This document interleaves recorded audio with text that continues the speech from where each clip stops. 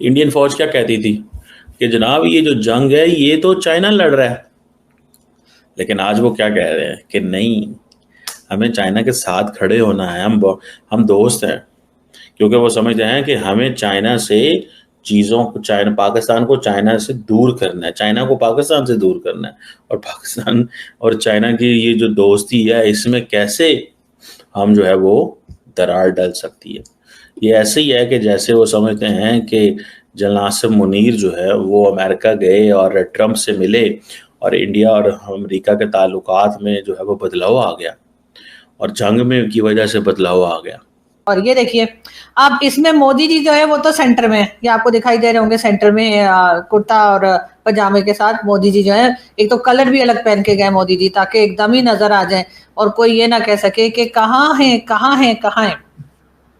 अब रह गए जी हमारे प्राइम मिनिस्टर, तो वो कॉर्नर में वो जो आप देख रहे हैं ना, मैंने उधर रेड कलर से एक निशान भी बना दिया है ताकि हमारे प्राइम मिनिस्टर साहब भी दिखाई दे जाए।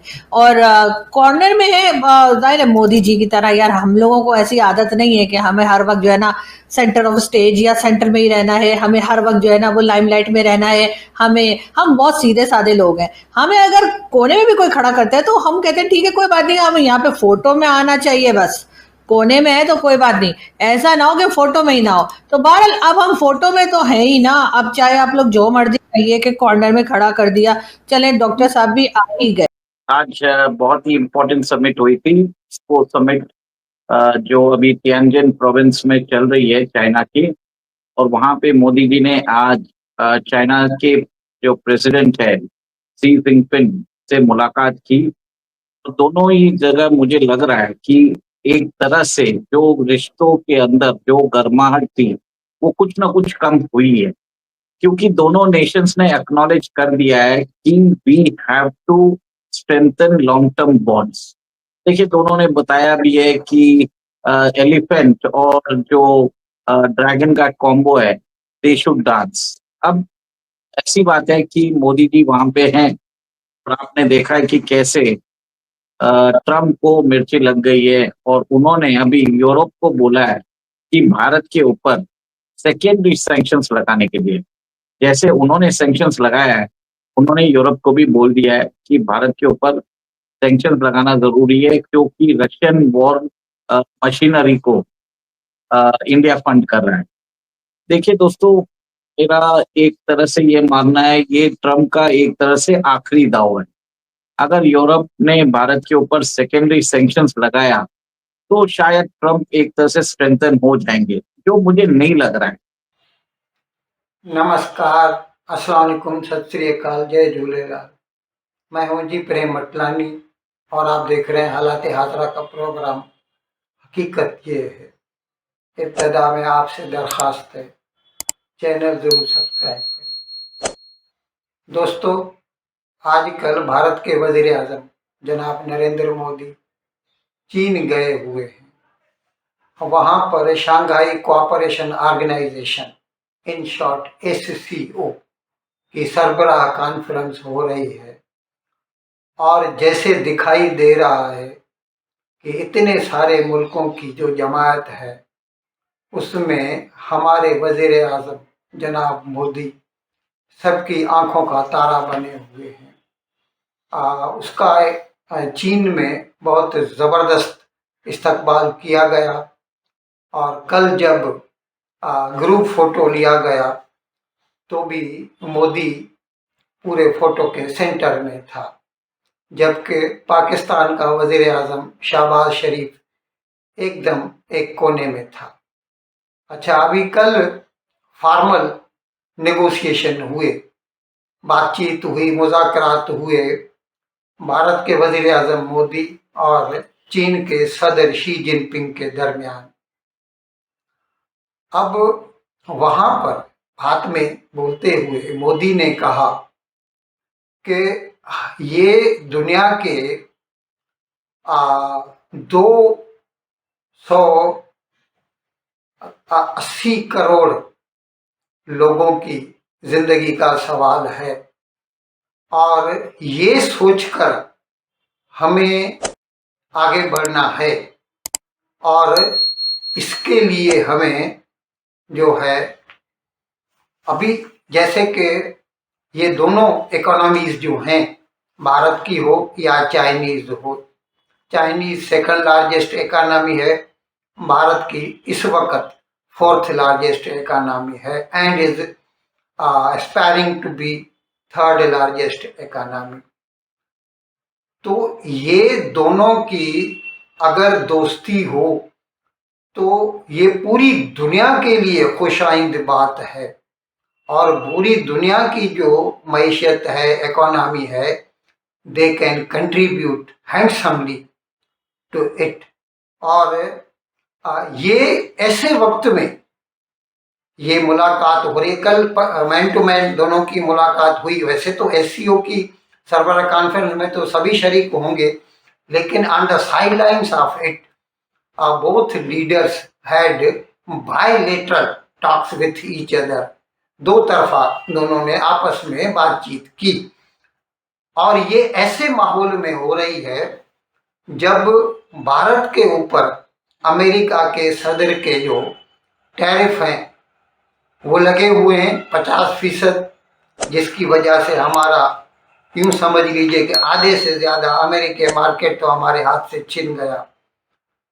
और चीन, जो कि हमारी ताज़ा जंग हुई पाकिस्तान के साथ, 4 दिन की जंग बोलिए, झड़प बोलिए, उसमें उसने जो पाकिस्तान की मदद की, ऐसे माहौल में तो हमें अमेरिका के टैरिफ की तरफ देखते हैं तो भारत चीन की तरफ खींचा चला जाता है, और फिर चीन का पाकिस्तान को मदद करना वो जब नजर में आता है, ध्यान में आता है, तो वो हमें मजबूर करता है कि हम एहतियात से काम ले। खामखा की जो है मतलब खुशफहमी में मुब्तला होना जरूरी नहीं है। और उन्होंने मोदी ने कहा कि भारत और चीन एक दूसरे के मुखालिफ नहीं है, वी आर नॉट एडवर्सरीज। हाँ, हमारी सरहद पे कुछ इख्तलाफ हैं जो कि वक्त के साथ अगर नेक नियति हो तो उनका हल निकल आएगा। अदरवाइज दोनों ममालिक जो है they contribute heavily towards the economy of the world. हम साथी हैं, साथ देंगे। अभी देखिए, इस सिलसिले में मैं इस बात की निशानदेही करना जरूरी समझता हूं कि बावजूद इसके कि 2020 में जब गलवान घाटी में भारत और चीन की फौजों की छोटी सी झड़प हुई थी, जिसमें 20 भारतीय सिपाही शहीद हुए थे और तकरीबन 100 के करीब चीनी सिपाही हलाक हो गए थे, बावजूद उसके हमने बिजनेस बंद नहीं किया। We have not discontinued our trade relations with China and it has been always on the rise. बढ़ते ही चले जा रहे हैं। उल्टा चीन ने हमें धोखा दिया। 3-4 माह केवल चीन ने जो है रेयर अर्थ मैग्नेट्स हिंदुस्तान में एक्सपोर्ट करने को उस पर पाबंदी लगा दी, फर्टिलाइजर के एक्सपोर्ट पे पाबंदी लगा दी। ये अलग बात है कि अभी जब ये ट्रंप के टैरिफ का जो एपिसोड हुआ, तब चीन को एहसास हुआ कि हमें आपस में मिलके काम करना चाहिए, और फिर चीन ने भारत के ऊपर से ये पाबंदियां हटा दी हैं। अच्छा, अभी इसके अलावा ये भारत ने ये भी कहा कि आप याद कीजिए, हमने कभी भी, ये तो चीन है बल्कि कोई भी दुनिया का मुल्क हो, किसी के साथ भी हम जब दोस्ती करते हैं तो किसी तीसरे के खिलाफ नहीं होती है। जब क्वाड बना था, ऑस्ट्रेलिया, जापान, हिंदुस्तान और अमेरिका का जो ग्रुप है, अमेरिका ने बड़ी कोशिश की कि इसको मिलिटराइज किया जाए, उसको एक डिफेंस पैक्ट में कन्वर्ट किया जाए, क्योंकि ये जो ग्रुपिंग थी वो बज़ाहिर चीन के खिलाफ थी, तो भारत ने टका सा जवाब दे दिया अमेरिका को कि हम जहां तक इकोनॉमी का ताल्लुक है आपके साथ हैं, एक दूसरे की मदद करेंगे, और चीन अगर कोई भी नुकसान पहुंचाता है इकोनॉमिकली उसके लिए हम आपके साथ हैं। बाकी जहां तक जंगें करने का ताल्लुक है उससे हमारा कुछ लेना देना नहीं है, और हम इसीलिए क्वाड को मिलिटराइज करने की इजाजत नहीं दे सकते। इसकी तरफ इशारा किया कल मोदी ने कि बावजूद इसके कि 5 साल केवल हमारे ताल्लुकात बहुत खराब हो गए थे चीन के साथ, देन टू हमने कभी भी किसी भी मुल्क के खिलाफ, हता कि चीन के खिलाफ भी किसी की भी हिमायत नहीं की, और ये हमारी नेक नियति का एक सबसे बड़ा सबूत है।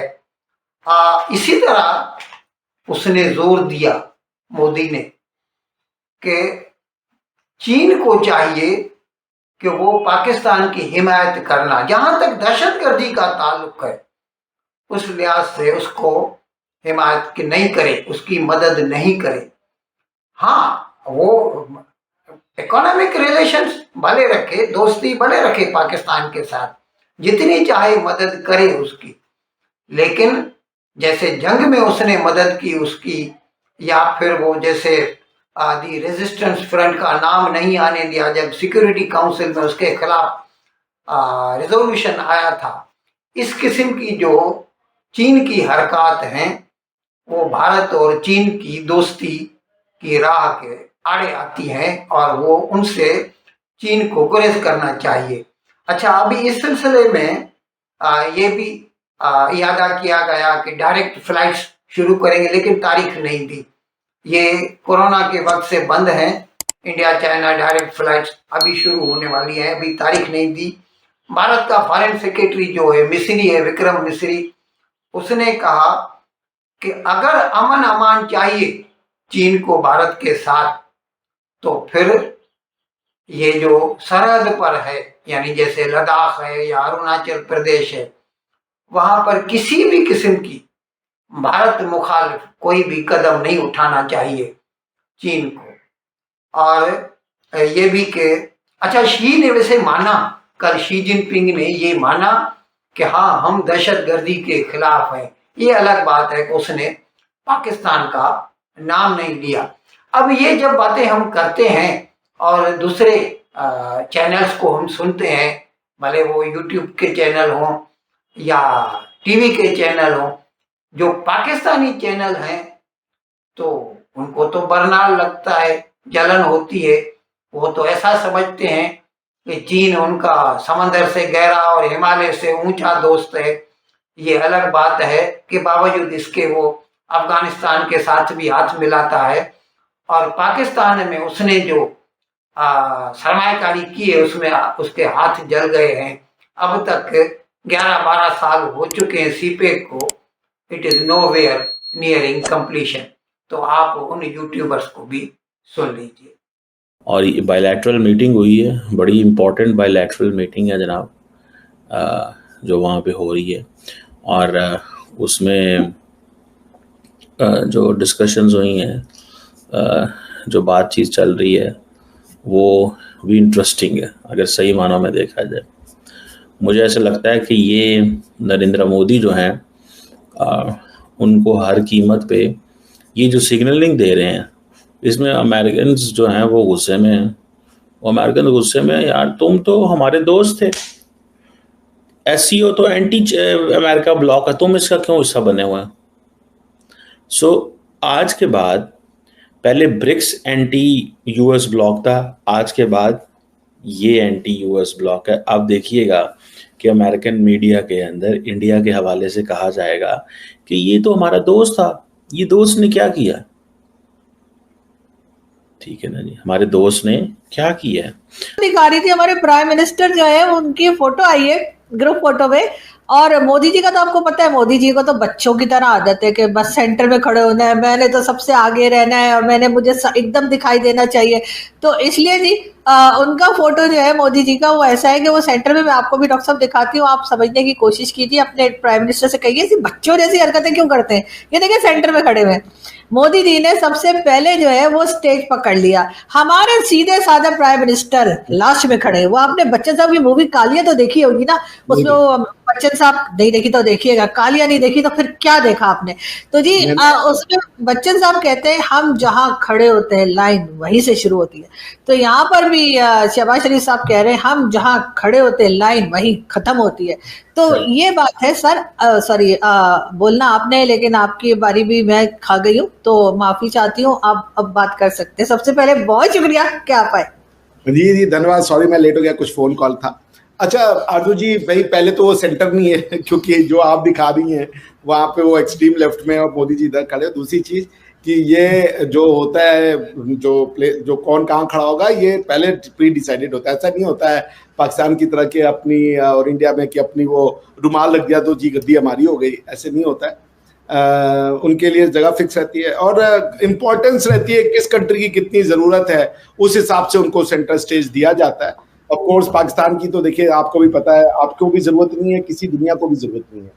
आप दुनिया में क्यों हैं ये कई लोग हैरान परेशान हैं, बीमार भी हैं कई लोग ये सोच सोच के कि why there is a concept called Pakistan, but nevertheless अब आप हैं तो अब हैं।